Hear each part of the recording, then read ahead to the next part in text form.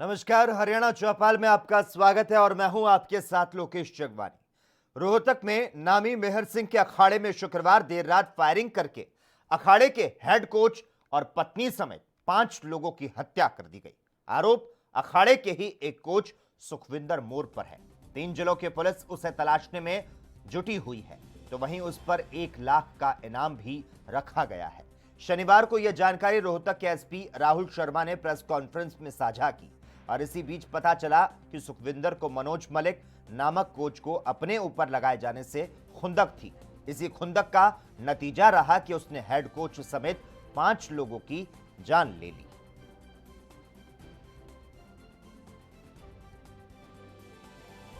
कल शाम को लगभग 8 बजे के करीब हमारा जाट कॉलेज के जिम्नेजियम हॉल में एक इंसिडेंट हुआ है जिसमें 5 व्यक्तियों की अभी तक मृत्यु हो चुकी है और 2 व्यक्ति जिनके ट्रीटमेंट चल रहा है पीजीआई रोहतक में और एक व्यक्ति रेफ़र हो चुका है मेडिसिटी गुड़गांव में। अभी तक की जो हमारी प्राइमा फेसी जानकारी एकत्रित हुई है वो ये हुई है कि ये जो 5 व्यक्ति थे ये सभी स्पोर्ट्स पर्सन थे, कुछ कोचिंग का काम करते थे, कुछ स्पोर्ट्स बेसिस पे रेलवेज़ और अन्य विभागों में सर्विस करते थे। जो हमारा मेन एक्यूज्ड है सुखविंदर, वो भी रेसलिंग कोच है जो कुछ दिनों से जाट कॉलेज के जिम्नेजियम में रेसलिंग कोचिंग का काम कर रहा था और कुछ कंप्लेंट्स आने की वजह से उसको जो मेन डीपीआई थे जाट कॉलेज के मिस्टर मनोज मलिक, उन्होंने उसकी सर्विसेज को टर्मिनेट कर दिया था। पता चला है कि इसी रंजिश की वजह से उसने कल यहाँ पर आकर इस घटना को अंजाम दिया है। ये बहुत सीरियस इंसिडेंट हुआ है यहाँ पर क्राइम का। इसमें हमारी रोहतक पुलिस की, एसटीएफ की और बाकी डिस्ट्रिक्ट्स की पुलिस भी इस इंसिडेंट को और इस एक्यूज को नैप करने के लिए लगातार एफर्ट्स कर रही हैं। डीजीपी हरियाणा ने इस इन्वेस्टिगेशन को लगातार मॉनिटर कर रहे हैं। हमारे एडीजी रेंज और बाकी सीनियर ऑफिसर्स भी इस इन्वेस्टिगेशन को मॉनिटर कर रहे हैं और डीजीपी हरियाणा ने इस एक्यूज पर 1 लाख का इनाम ऑलरेडी अनाउंस कर दिया है। और मेरी सभी से आपके माध्यम से अपील है कि अगर इस व्यक्ति की कहीं भी कोई सूचना मिले तो वो रोहतक पुलिस के मेरे मोबाइल नंबर्स पर डीएसपी सांपला और श्री नरेंद्र कादयान और डीएसपी रोहतक श्री विनोद कुमार, इस एसआईटी में दोनों डीएसपीस को और हमारे क्राइम यूनिट्स को, सीआईए की टीम को, डिटेक्टिव की टीम को अगर कोई भी इंफॉर्मेशन मिलती है प्रोवाइड करें। हम उनका नाम गुप्त रखेंगे और उनको उचित इनाम प्रोवाइड करवाएंगे। देखिए, वो हम भी कह रहे हैं कि इस घटना में एक या एक से ज़्यादा की इन्वॉल्वमेंट को अभी हम इनकार नहीं कर रहे। अभी जो प्राइम एक्यूज है वो सुखविंदर है, उसके अलावा जो भी एक्यूज होगा उसको भी नैप किया जाएगा। कितनी टीमें यहाँ पर नेगोशिएशन इसको लेकर के? शाम को वहाँ मीटिंग जो चल रही थी, इकट्ठे बैठे थे। देखिए, क्योंकि जो लोग मीटिंग में थे 5 उनमें एक्सपायर हो चुके हैं। सुखविंदर फरार है और 2 व्यक्ति, एक छोटा बच्चा है और एक व्यक्ति अंडर ट्रीटमेंट है।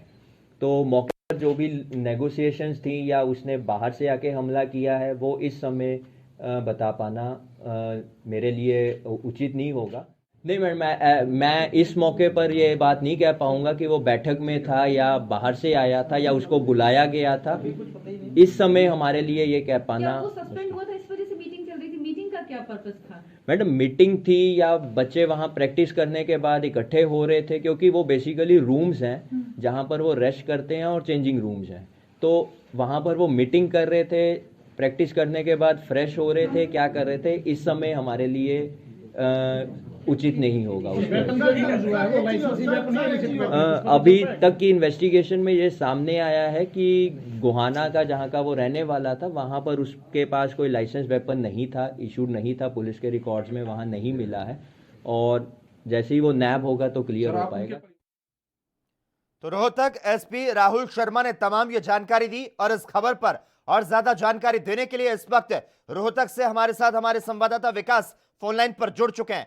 विकास, कुश्ती के कोच ने ऐसा खूनी खेल खेला कि चंद ही सेकंड में लाशें बिछा दी और जो वजह सामने आ रही है वो तो हैरान कर देने वाली है। अब आगे क्या, इस मामले में आगे क्या कुछ खुलासे हो सकते हैं विकास? योगेंद्र जी, मैं बताना चाहूंगा कि जो शहर के जाट कॉलेज के अंदर जिम्नेजियम हॉल में रात 9 बजे के करीब जो मौत का तांडव हुआ था, अखाड़ा में हुई फायरिंग की घटना में 7 लोगों को गोलियां लगी थी। गोली लगने से प्रदीप मलिक, पूजा साक्षी समेत 5 लोगों की जो मुख्य तरफ मौत हो गई थी। और आरोपी है जो वो सुखविंदर मोर है, सोनीपत जिला के बड़ौदा का रहने वाला है और काफी समय से यहाँ नौकरी कर रहा था। और इन्होंने है जो अखाड़े में अपनी साझेदारी को लेकर इनका मनमुटाव चल रहा था, जिसके चलते रात 9 बजे है जो सुखविंदर ने इनके ऊपर ताबड़तोड़ फायरिंग कर दी है। और इस बात से भी ये मना नहीं किया जा सकता कि सुखविंदर अकेला न होकर इनके साथ ही 5-6 साथी और बताए गए हैं। वहीं जो हरियाणा पुलिस है, हरियाणा पुलिस ने इस पर 1 लाख का इनाम घोषित कर दिया गया है फिलहाल। और यही बात है कि जो आगे बातचीत आई है कि कुछ खुलासा हुआ है कि तो ये सब प्रेम प्रसंग का मामला था, कि पूजा को जो है ये सुखविंदर पसंद करता था और उसको शादी करने के लिए भी कहा था। हालांकि सुखविंदर की भी शादी हो चुकी है और सुखविंदर की बीवी है जो उनको तकरीबन 2 साल से पहले छोड़ के चली गई है और सुखविंदर को भी एक बच्चा है। विकास, 5 हत्याओं से रोहतक को दहलाने वाले सुखविंदर पर जिस तरह से 1 लाख का इनाम रखा गया है, पुलिस ने अब तक क्या और भी राज्यों की किसी तरह की जो मदद है क्या वो मांगी है? जी, मैं आपको बताना चाहूंगा कि जो सुखविंदर की लास्ट लोकेशन जो है रात को देखी गई थी, कि वो लास्ट लोकेशन सुखविंदर की सापला की लोकेशन देखी गई थी। सापला के बाद जो है सुखविंदर की लोकेशन नहीं मिली है और इसके लिए है पुलिस ने 7 टीम बनाई गई है। और अन्य राज्यों से भी, जिस तरह दिल्ली से, राजस्थान से, पंजाब, इन स्टेटों से भी है जो पुलिस ने संपर्क किया है। और इसके फोटो हैं जो सोशल मीडिया पर भी वायरल किए गए हैं, ताकि सुखविंदर एक जाना माना पहलवान था और इसकी ज्यादा से ज्यादा जो है इसकी सूचना है तकरीबन थानों में भेज दी गई है, सोशल मीडिया पर फोटो वायरल किया गया है। पुलिस द्वारा जिस तरह 1 लाख रुपए का इनाम इतनी जल्दी घोषित कर चुकी है, वो 1 लाख के इनाम को घोषित करने की बात यही है कि जल्दी से जल्दी पकड़ में आ सके, ताकि ये और भी कोई कांड ना कर दे। क्योंकि जिस तरह इसने कांड किया उसमें यही लगता है कि इसने अभी और भी पहलवानों पे वारदात कर दी है। विकास, आपसे साथ ही यहाँ पर जानना चाहेंगे, जिस तरह से हरियाणा के रोहतक में ये फायरिंग की घटना तो सामने आई, मेहर सिंह अखाड़े में हुई फायरिंग से इस घटना में अब तक जिस तरह से 5 लोगों की मौत हो चुकी है, कितने लोग घायल हैं, कहां उनका इलाज चल रहा है और प्रारंभिक जो जांच चल रही है क्या उसमें और बातें सामने आ रही है? जी, मैं बताऊंगा आपका कि जिस तरह है इन्होंने 8 लोग थे उस रूम में, 8 लोगों पे फायरिंग की थी। और मरने वालों में जो है मृतक में है जो वो अखाड़े का संचालक है, सोनीपत के सरगथला गांव निवासी है मनोज कुमार, और उसकी पत्नी साक्षी है। वही कुश्ती कोच सतीश दलाल जो माडोटी निवासी है, और उनके साथ महिला पहलवान है जो पूजा है, और प्रदीप मलिक मोखरा है, ये है मृतक। और इन्हीं के साथ में ये पहलवान, वह एक 2.5 साल का बच्चा जो है ये घायल है बुरी तरह। और जो 2.5 साल का बच्चा है उसको पीजीआई रोहतक में दाखिल किया गया है, उसकी भी जो हालत है बहुत ही आश्चर्यजनक है शिक्षा। और दूसरा जो पहलवान है उनको रोहतक से मैदानता गुड़गांव रेफर कर दिया गया। ठीक है विकास, धन्यवाद तमाम जानकारी देने के लिए, हमारे साथ इस मुद्दे पर जुड़ने के लिए। तो रोहतक में नामी मेहर सिंह के अखाड़े में शुक्रवार देर रात को फायरिंग करके अखाड़े के हेड कोच और पत्नी समेत 5 लोगों की हत्या कर दी गई। और खबरों का सिलसिला हरियाणा चौपाल में लगातार जारी रहेगा। हम यहां पर रुकते हैं एक छोटे से ब्रेक के लिए, जल्द हाजिर होते हैं।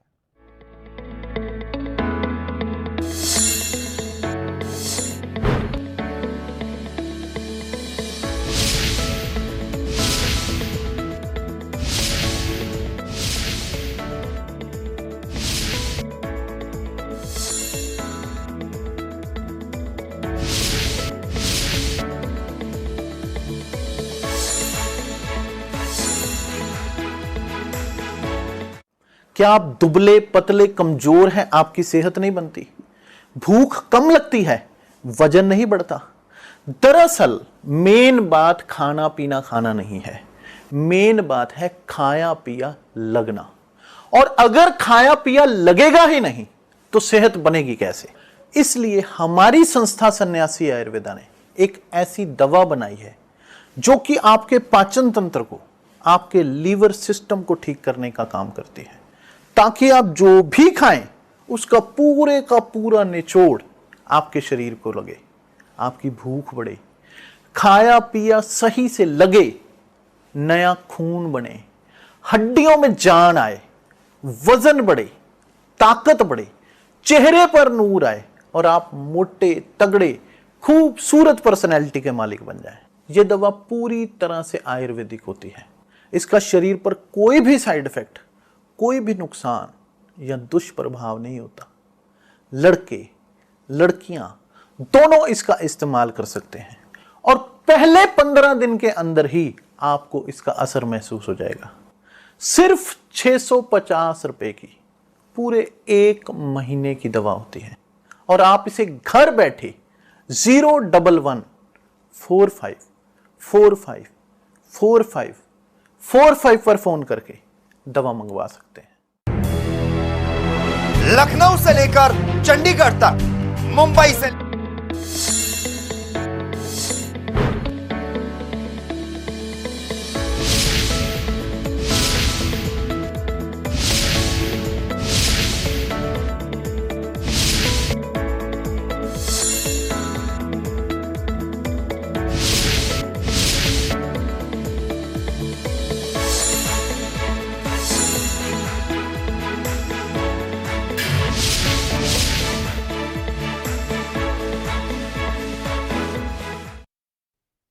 ब्रेक के बाद हरियाणा चौपाल में एक बार फिर से आपका स्वागत है।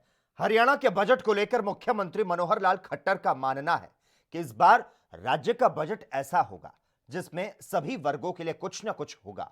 मनोहर लाल खट्टर ने कहा कि यह बजट सभी वर्गों को ध्यान में रखकर तैयार किया गया है। बजट में मुख्य रूप से शिक्षा, स्वास्थ्य, सुरक्षा, रोजगार, स्वावलंबन और स्वाभिमान समेत 5 अहम मुद्दों को प्राथमिकता दी गई है।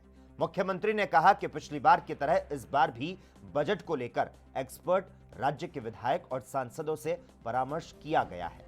मुख्यमंत्री ने बताया कि इस बार बजट में शिक्षा को लेकर विशेष ध्यान दिया गया है। पिछले साल के मुकाबले इस साल शिक्षा का बजट और ज्यादा बढ़ाने का फैसला लिया गया है। तो साथ ही कोविड-19 महामारी के चलते स्वास्थ्य का बजट इस बार बढ़ाया जाएगा। मुख्यमंत्री ने इस दौरान बताया कि सरकार एक नियम बनाने जा रही है जिसमें एक प्लॉट पर विकास शुल्क एक बार ही लगेगा। अगर किसी प्लॉट के मालिक को विकास शुल्क भरने के लिए नगर निगम या नगर पालिका से नोटिस प्राप्त होता है तो वह पहले भरे गए विकास शुल्क की रसीद दिखा दे, उससे दोबारा शुल्क नहीं लिया जाएगा। इसके अलावा बजट में सरकार ऐसा प्रावधान करेगी जिससे कृषि भूमि को अलग से चिन्हित किया जाएगा और रजिस्ट्री पर स्टैंप ड्यूटी कृषि क्षेत्र के लिए निर्धारित रेट ही लगेगा।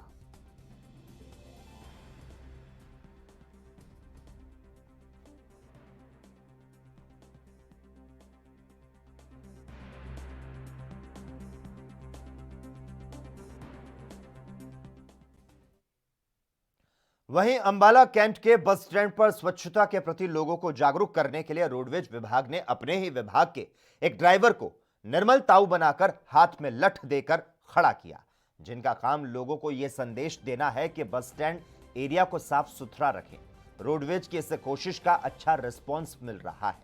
जहां लोग सहयोग कर रहे हैं तो वहीं लोग इसे काफी पसंद भी कर रहे हैं। अंबाला डिपो के जीएम मनीष सहगल ने बताया कि अभी निर्मल ताऊ अंबाला कैंट बस स्टैंड पर तैनात है। इसके बाद अंबाला जिले के तमाम बस स्टैंड पर निर्मल ताऊ लोगों को जागरूक करने का काम करेंगे। मेरा नाम राम प्रकाश है। मैं अंबाला डिपो में चालक के पद पर तैनात हूँ। उच्च अधिकारियों के द्वारा मेरी duty Ambala cantt bus stand पे स्वच्छता अभियान के तहत निर्मल ताऊ बना के लगाई गई है।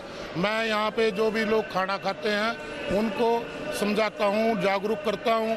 भाई जो भी आपके पास ये रैपर वगैरह बचते हैं उनको डस्टबिन में डालें। दुकानदारों से भी मैंने सहयोग की अपील की है। बस के अंदर भी मैं यात्रियों को जागरूक करने का काम कर रहा हूँ। अभी मेरी 2 दिन से यहाँ ड्यूटी लगी है। कुछ उसका असर दिखने लगा है।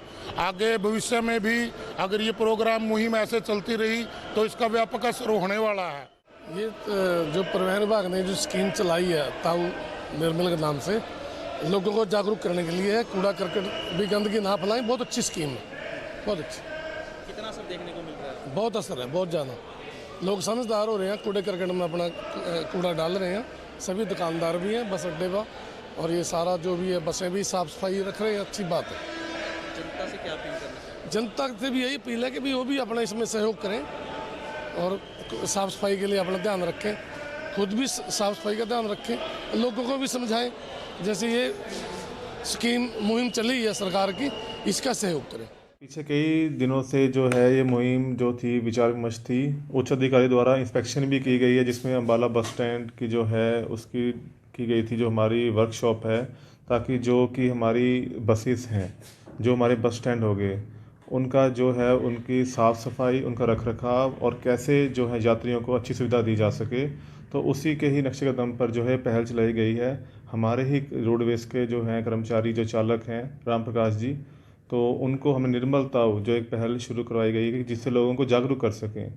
कि देखने में आया था कि बस स्टैंड में जो लोग खा पी कर वहाँ पर रैपर गिरना, कोई बोतल पानी की बोतल फेंकना। खबरों का सिलसिला लगातार जारी है। यहां वक्त हो चला है एक और छोटे से ब्रेक का। जल्द हाजिर होते हैं।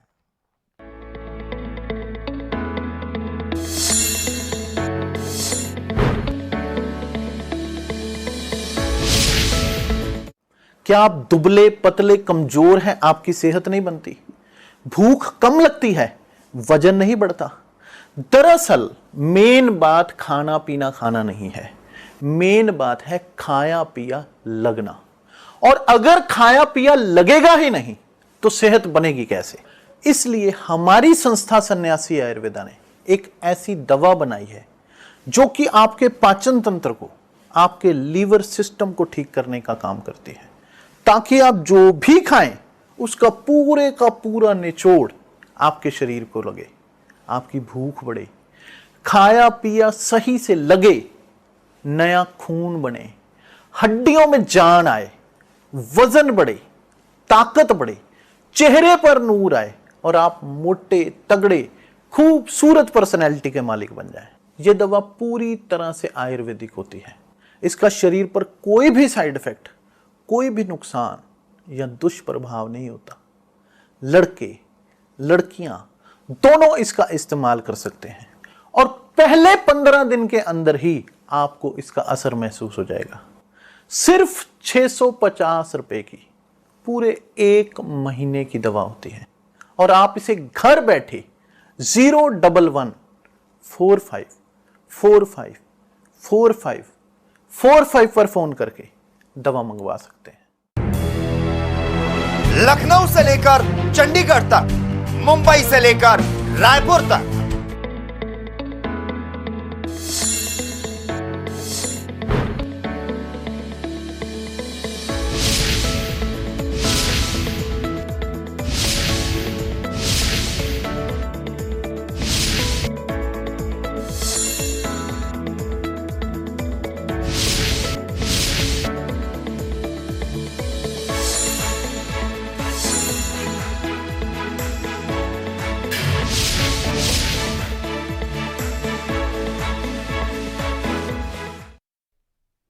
ब्रेक के बाद हरियाणा चौपाल में एक बार फिर से आपका स्वागत है। हरियाणा विधानसभा का 5 मार्च से शुरू होने वाला बजट सत्र इस बार काफी हंगामेदार होगा।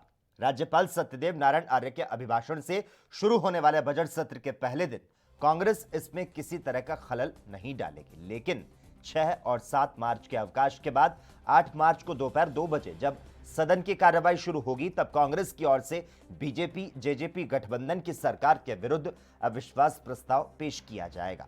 विधानसभा स्पीकर को अभी तक कांग्रेस की ओर से अविश्वास प्रस्ताव नहीं मिला है, लेकिन कांग्रेस के 18 विधायक अगर खड़े होकर अविश्वास प्रस्ताव के प्रति सहमति जता दें तो स्पीकर को इस पर विचार करना होगा। हरियाणा के पूर्व सीएम भूपेंद्र सिंह हुड्डा के मुताबिक 3 कृषि कानूनों के विरोध में सरकार के विरुद्ध ये अविश्वास प्रस्ताव लाया जा रहा है। कांग्रेस इसके लिए तैयार है। कांग्रेस के प्रदेश प्रभारी विवेक बंसल और प्रदेश अध्यक्ष कुमारी शैलजा इस अविश्वास प्रस्ताव के प्रति सहमति जता चुके हैं और इस दौरान अभी तक विधानसभा सचिवालय के पास बजट सत्र के लिए विधायकों के 250 सवाल पहुंच चुके हैं। बजट सत्र में 10 से 12 सिटिंग होने की उम्मीद है। स्पीकर इस बार भी ड्रॉ के जरिए ही सवालों का चयन करेंगे।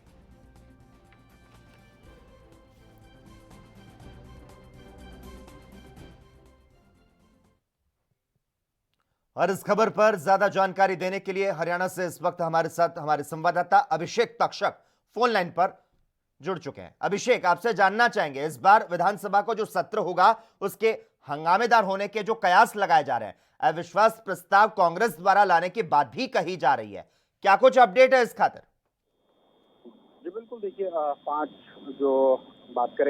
5 मार्च से जो है ये विधानसभा का जो बजट सत्र है उसकी शुरुआत होगी और उसके बाद जो बिजनेस एडवाइजरी कमेटी की जो बैठक होगी उसमें डिसीजन लिया जाएगा कि कितने दिन का ये जो बजट सत्र रहने वाला है और इसमें बजट कब पेश होगा। लेकिन ये जरूर है कि इसमें हंगामा जरूर देखने को मिलेगा, क्योंकि जो कांग्रेस है एक लंबे समय से अविश्वास प्रस्ताव लाने की मांग करती आई है और उन्होंने विशेष सत्र की मांग को लेकर भी कई बार जो है महामहिम राज्यपाल सत्यदेव नारायण आर्य को पत्र भी लिखे। उसके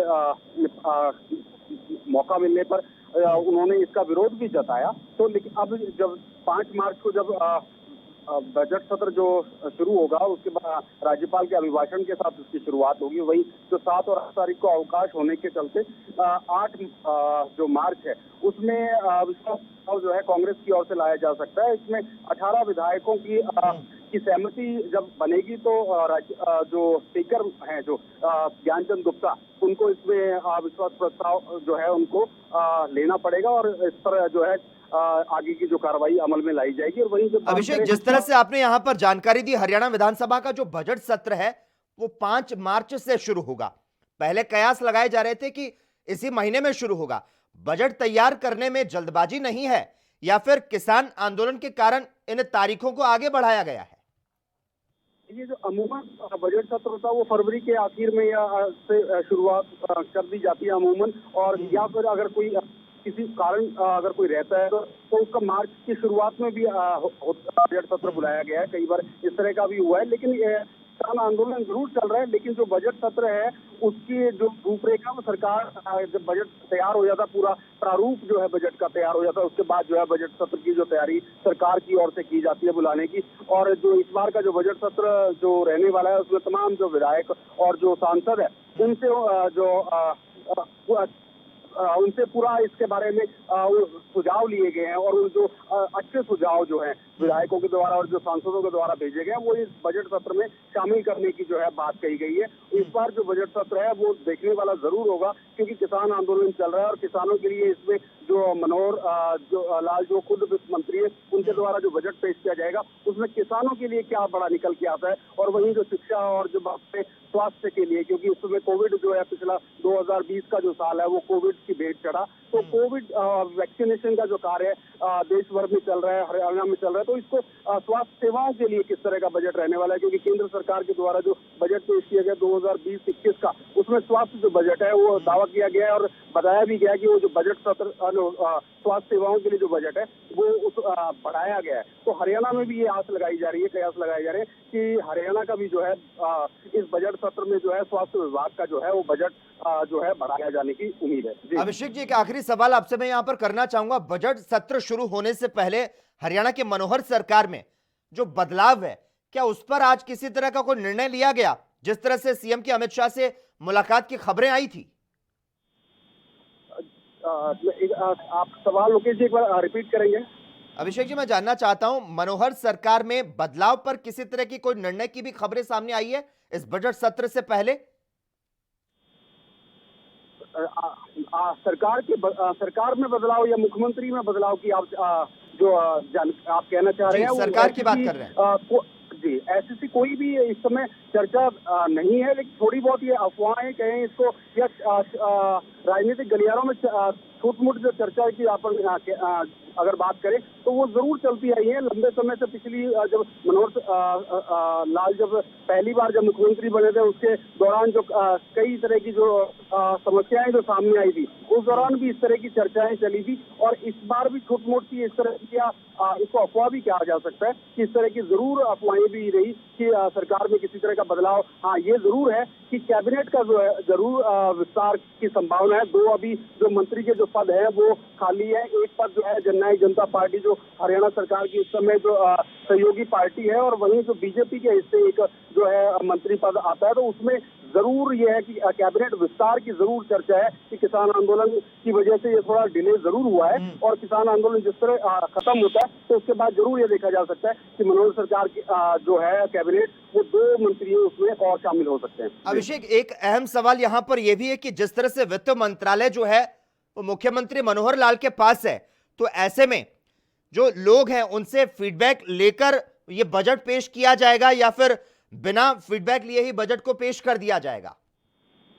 जी देखिए, इस बार जो है बजट जो बनाया गया है या वो सुझावों के आधार पर बनाया गया है। इसमें अच्छे सुझाव जनता के भी आते हैं तो उनको भी लिया जाता है, और वहीं जो विधायक हैं और जो एमपीज जो हैं, सांसद जो है, उनसे भी सुझाव लिए गए, क्योंकि वो हमेशा जनता के बीच में रहते हैं। तो अगर उनके सुझाव माने जाते हैं तो वो भी जनता के सुझावों के तौर पे देखा जा सकता है। तो इस तरह के जो जनहित के जो सुझाव है, ये जो आगे प्रदेश को प्रगति पर पहुंचाने वाले जो सुझाव है, उन सभी सुझावों को इस बजट सत्र में शामिल किया जाएगा, और उसी के आधार पे जो है ये बजट तैयार किया जाएगा। और जो आने वाला जो 5 मार्च से जो बजट सत्र शुरू होगा उसमें जो है ये सारी जो सुझाव है, इनमें से जो अच्छे सुझाव जो प्रदेश हित में जो माने जाएंगे उनको इसमें शामिल करते हुए बजट पेश किया जाएगा। ठीक है, धन्यवाद अभिषेक तमाम जानकारी देने के लिए, हमारे साथ इस मुद्दे पर जुड़ने के लिए।